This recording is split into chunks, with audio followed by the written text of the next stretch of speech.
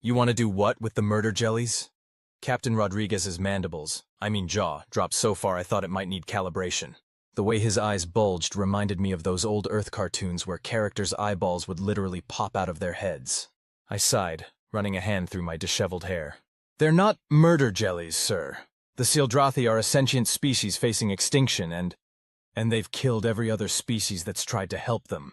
He threw his hands up in exasperation. Did you even read the incident reports from the Galactic Council's previous attempts? Yes, sir. All 37 of them. I pulled up the holographic display from my wrist unit, flicking through the grim statistics. But I've also studied their biology, their culture, and most importantly, their desperation.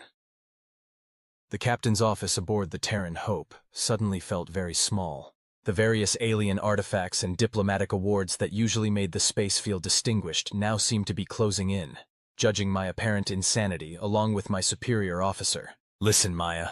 He softened his tone, which somehow made it worse. I know you're one of our best xenobiologists. Your work with the Predathi was groundbreaking, and you literally wrote the manual on safe first contact procedures with crystalline-based life forms. But the Sildrathi, he shuddered. There's a reason they're quarantined on that hellhole of a moon. I couldn't help but smirk. You mean besides the fact that they're basically giant, translucent space jellies that secrete highly corrosive biochemicals as a stress response? This isn't funny, Lieutenant. No, sir, it isn't. I straightened my posture, switching to what my colleagues called my lecture mode. The Sildrathi are dying because their moon's magnetic field is degrading. Without it, the solar radiation will destroy their entire species within 5 years. They don't want to hurt anyone. Their defensive mechanisms are involuntary, like human sweat, just, more melty. The captain rubbed his temples. The Council's best minds have tried to solve this. The Arxians sent their most advanced environmental engineers. The Volturi attempted diplomatic relations. Hell, even the mechanoids tried remote terraforming. Every single attempt ended in casualties or diplomatic incidents. Because they all tried to solve it from the outside.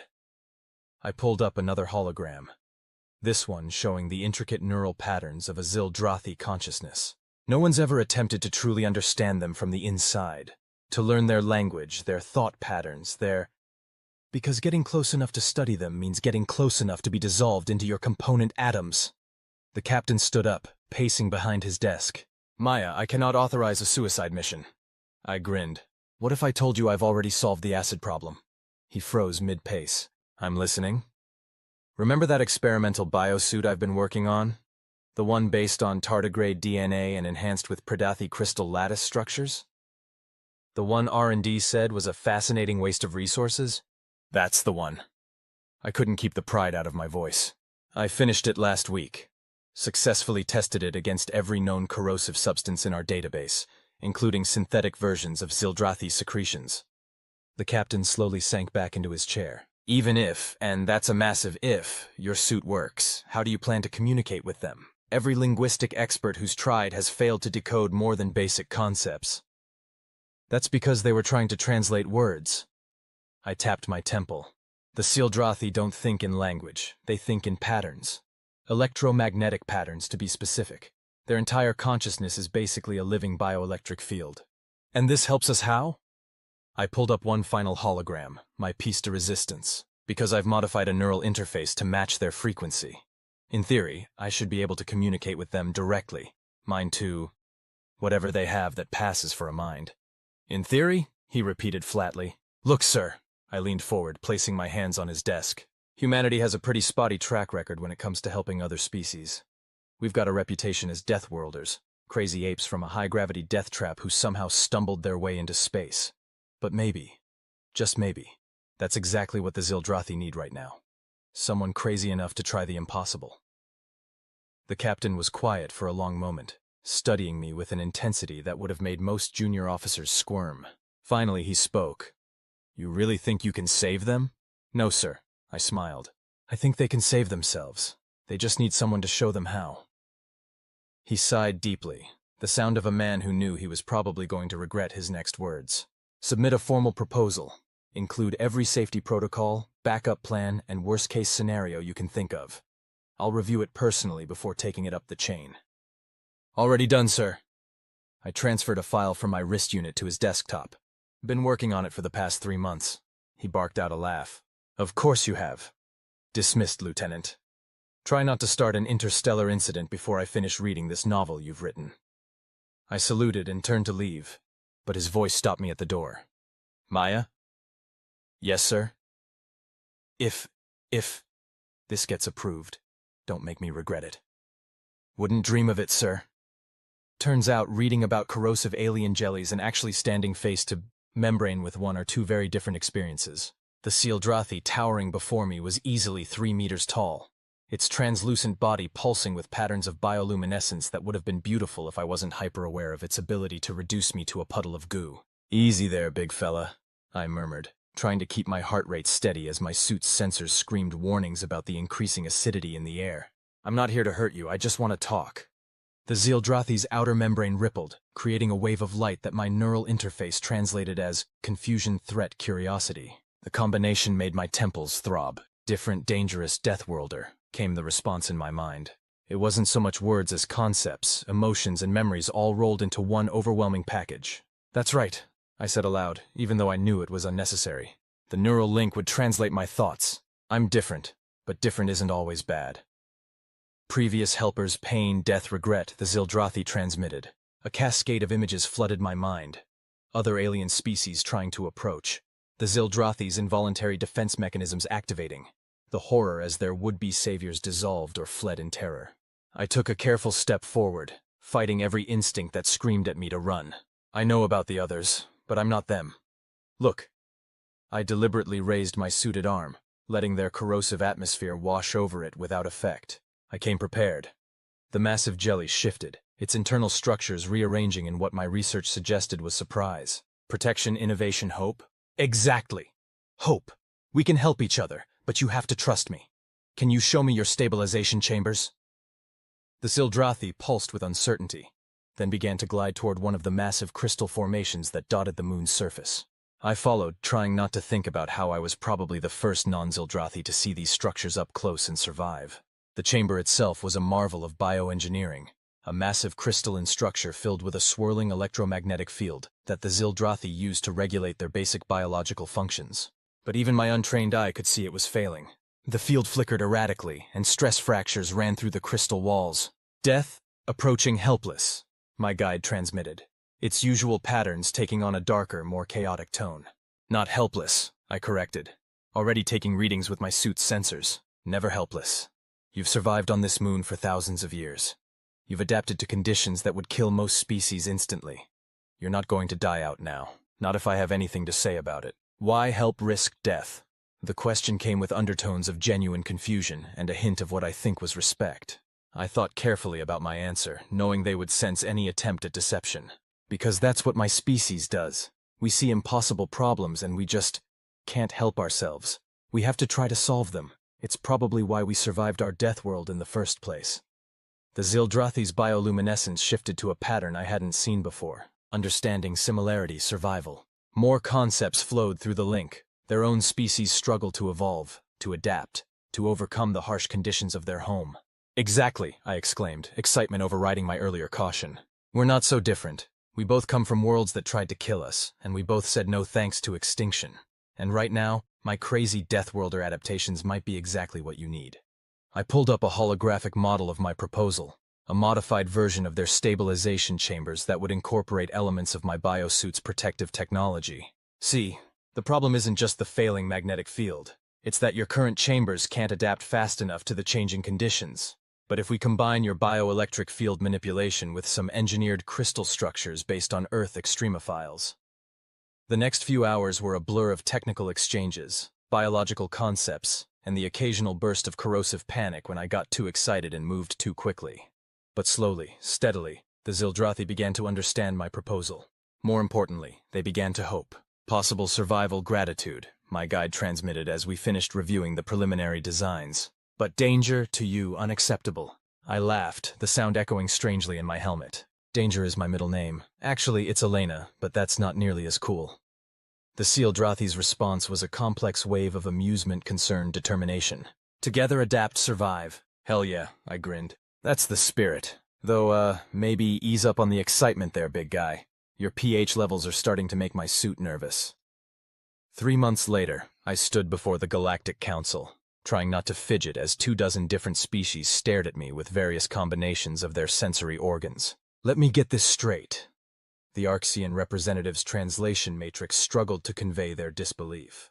You not only made peaceful contact with the Sildrathi, but you've been working with them to modify their environmental systems without a single casualty? Well, I scratched the back of my head. I did lose 3 suits and had to regrow some skin that one time when I got a bit too cocky. But technically, no casualties. The Volturi representative's crystalline form sparkled with what I'd learned to recognize as agitation. And you achieved this how exactly? By being crazy, I beamed at them. I mean by applying innovative cross-species biological engineering principles and establishing a novel form of direct neural communication, but mostly by being crazy enough to try. A low murmur ran through the chamber as the various representatives consulted with their advisors. Finally, the council elder spoke. Lieutenant Maya Elena, redacted. They used my full name, which was never a good sign. Your actions were reckless, potentially diplomatically catastrophic, and completely outside normal protocols. They paused, their multiple eyes blinking in sequence. They were also incredibly successful.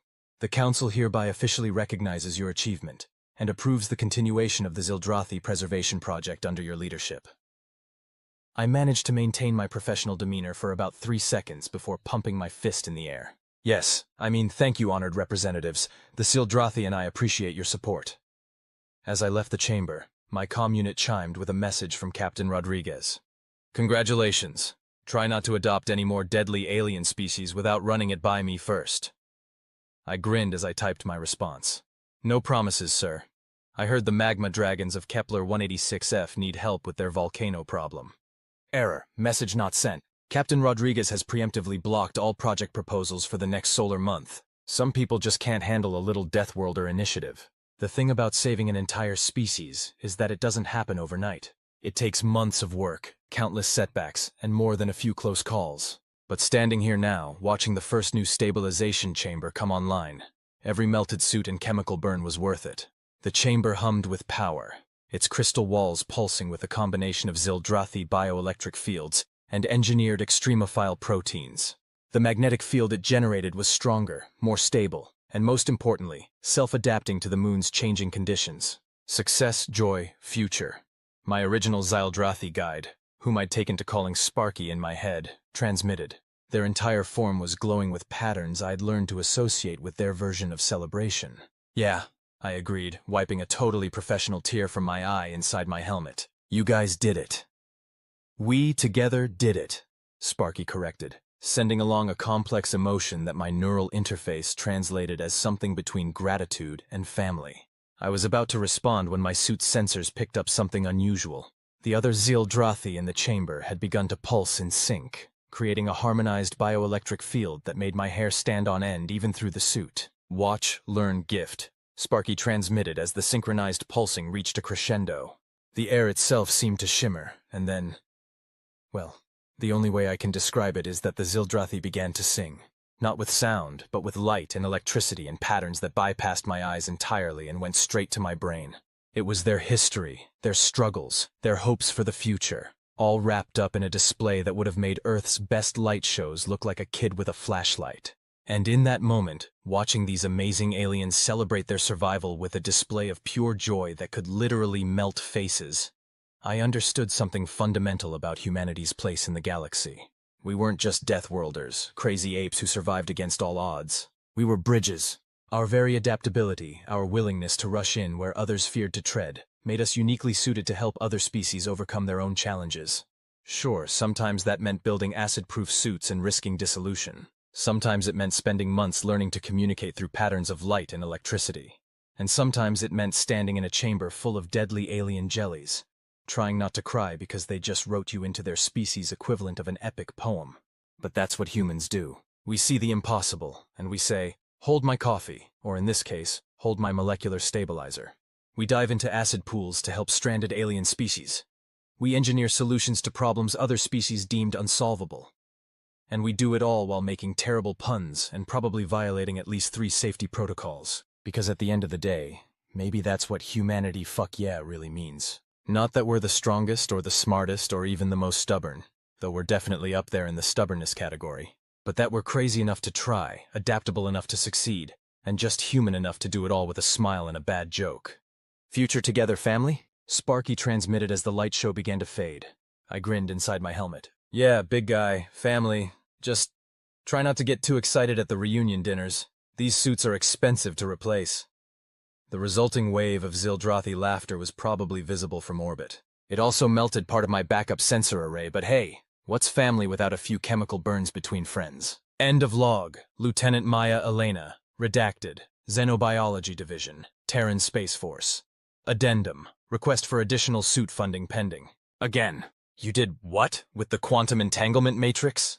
Captain Rodriguez's voice cracked on the last word, which would have been hilarious if I wasn't busy trying to stop a cascade reaction that threatened to turn the new Zildrothi breeding chamber into a very expensive light show. Look, sir. I adjusted my neural interface while simultaneously rerouting power through my suit's backup systems. Remember how we talked about plausible deniability? This is definitely one of those moments.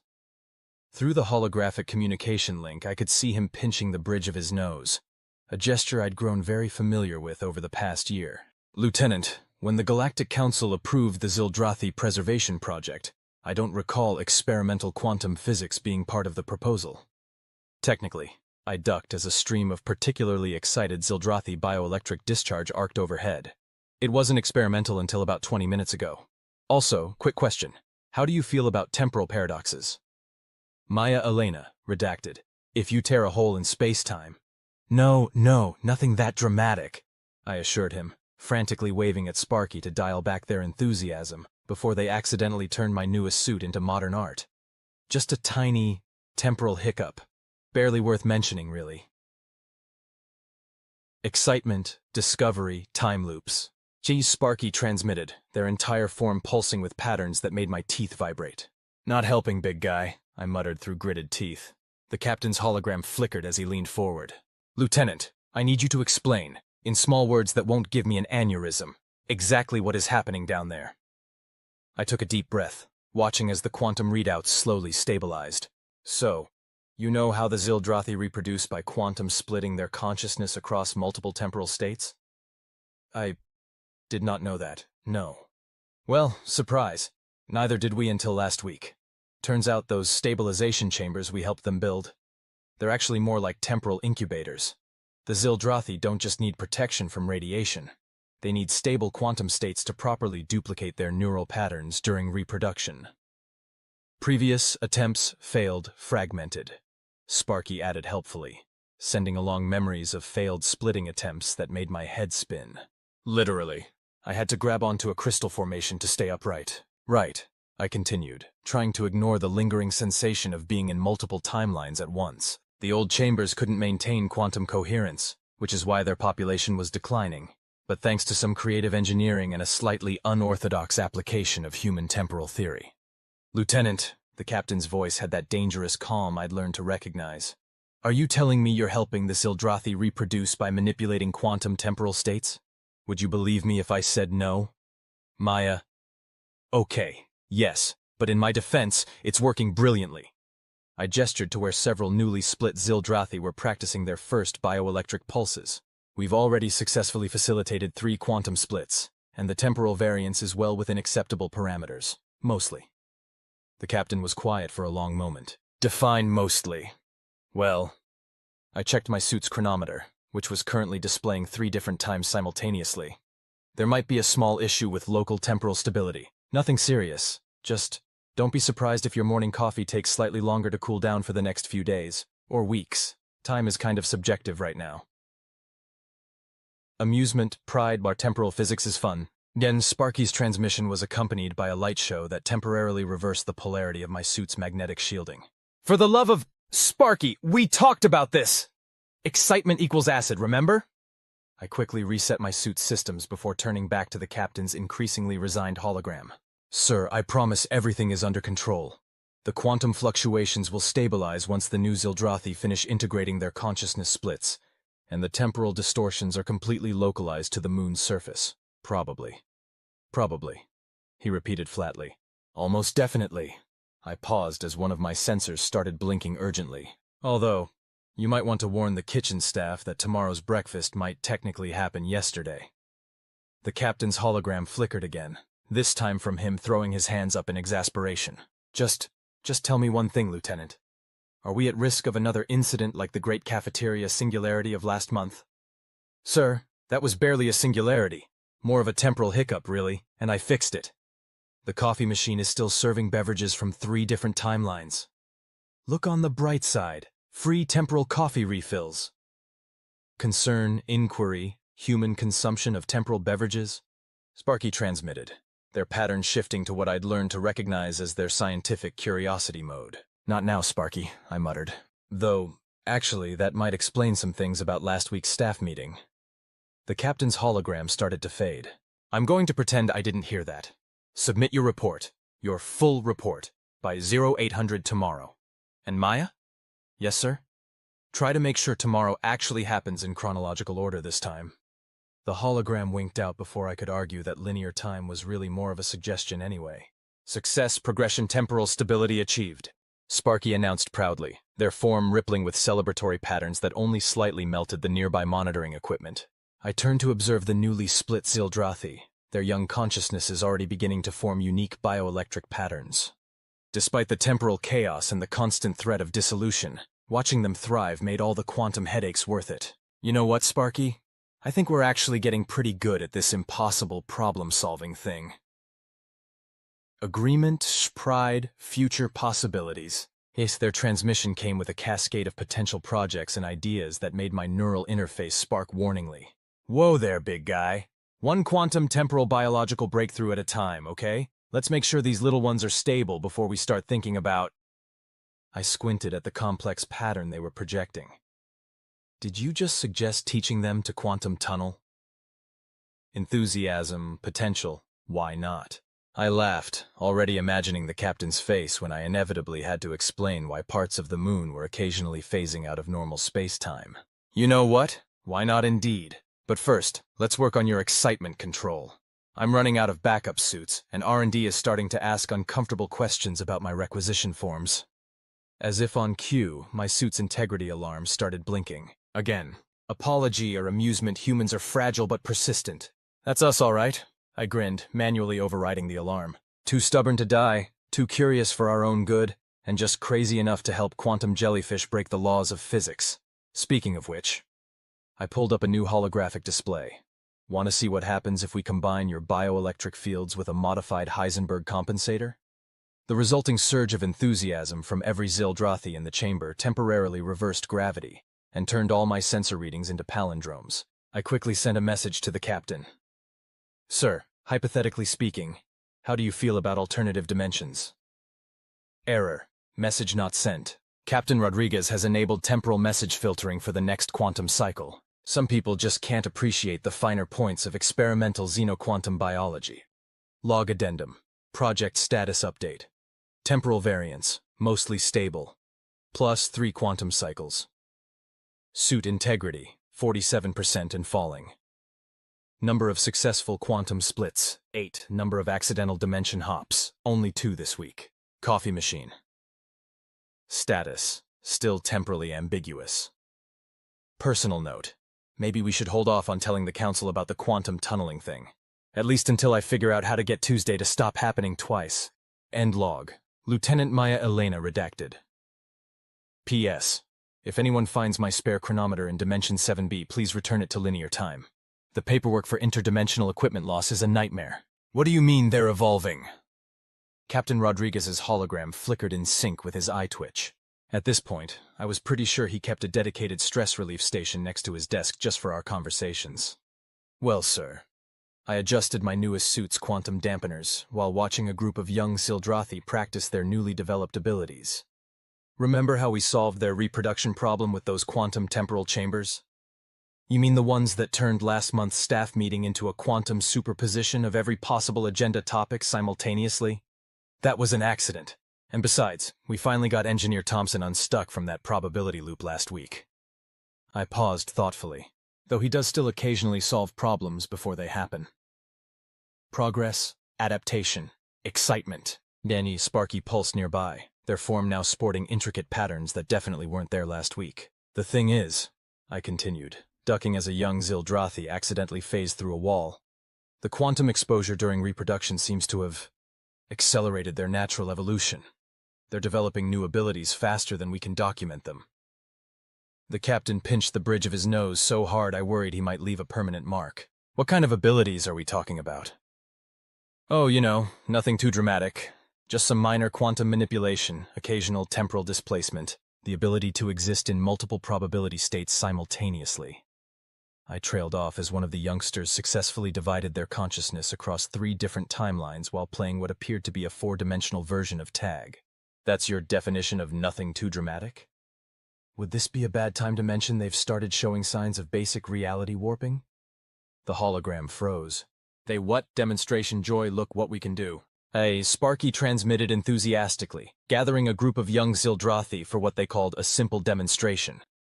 No, wait, Sparky, not the... Too late. The combined effort of their quantum-enhanced bioelectric fields briefly turned the local laws of physics into more of a polite suggestion. Gravity reversed, probability collapsed into a singularity of pure possibility. And for a brief moment, I'm pretty sure I could taste the color purple. Group demonstration. I finished weakly, as reality reasserted itself and my suit's systems rebooted for the 3rd time that morning. Sir, you might want to tell the science department that pi might be slightly different for the next few hours. The captain's hologram had developed a noticeable stress flicker.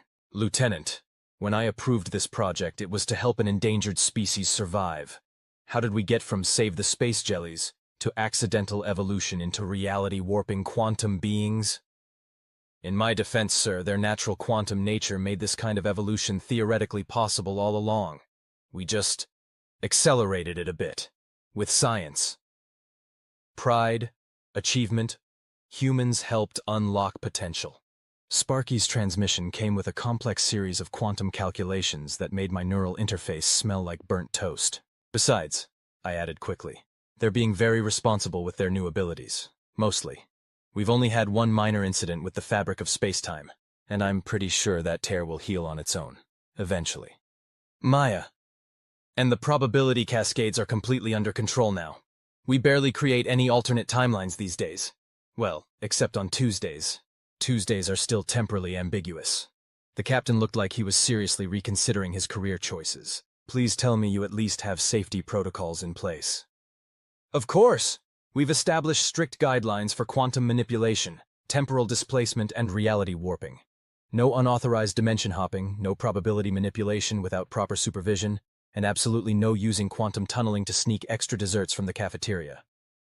I shot a pointed look at a group of young Zildrathi who definitely weren't trying to phase through the wall to the food storage area. Innocent who us temporal desserts taste better. It came their collective response. We've also set up a training program to help them control their new abilities, I continued. Sparky's been an excellent teacher, haven't you? Pride, responsibility, teaching is fun. Sparky demonstrated by helping a young Zildrathi stabilize their quantum state. Their combined bioelectric fields creating a light show that only slightly violated the laws of thermodynamics. And the good news is, their population is thriving. We've had 20 successful quantum splits this month alone, and each new generation seems to be more stable with their abilities than the last. The captain was quiet for a long moment, probably trying to decide if this counted as a diplomatic incident or a scientific breakthrough. Finally, he sighed. I suppose this means I'll need to update the council on their evolution? About that, I scratched the back of my head nervously. The council might have already noticed some side effects. What kind of side effects? Remember that quantum probability wave that rippled through the Galactic Center last week? The one that temporarily turned all official documents into quantum superpositions of every possible bureaucratic form? The hologram stuttered as the captain dropped his head into his hands. Please tell me that wasn't... In my defense, we didn't know their quantum field could extend that far. And hey, look on the bright side. Some of those probability variants actually improved the efficiency of council paperwork by 300%. Apology/enthusiasm, bureaucracy needed quantum optimization, Sparky added helpfully. Sir, I said, trying to sound as professional as possible while my suit compensated for another local reality fluctuation. I know this isn't exactly what we planned, but the Sealdrathi aren't just surviving anymore. They're thriving. They're developing in ways nobody could have predicted. And yes, sometimes that means we have to rewrite the laws of physics. But isn't that what humanity does best? Helping others reach their full potential, even if that potential involves occasional violations of causality? The captain's expression softened slightly. And you're sure they can control these new abilities? Absolutely. I paused as a young Zildrathi accidentally created a temporary probability nexus while sneezing. Well, mostly absolutely. We're working on the fine control. Confidence, progress, humans are best teachers. Sparky's transmission came with a wave of genuine affection that made my neural interface spark with emotion. Fine, the captain conceded. But I want weekly reports on their development, and please try to keep the reality warping to a minimum. The council is still trying to sort out what happened to Wednesday. No promises about Wednesday, sir. I think it might have achieved sentience. As the hologram faded out, I turned to address my quantum-enhanced charges. All right, everyone. Today's lesson. Responsible Reality Manipulation 101. First rule, no creating temporal paradoxes before lunch. The disappointed chorus of "but paradoxes are fun" almost made me wish I'd chosen a nice simple assignment. Almost. But watching these incredible beings explore their newfound abilities, pushing the boundaries of what we thought was possible, I couldn't help but grin. This was what humanity was meant to do, not just helping others survive, but helping them become more than anyone thought they could be. Even if it meant occasionally having to explain to R&D why my suit requisition forms existed in a quantum superposition of approved. And, are you kidding me? Log update. Project status. Evolution. Progress. Exponential, and occasionally nonlinear. Reality stability. Mostly intact. Number of temporal paradoxes. Only 3 this week. Wednesday.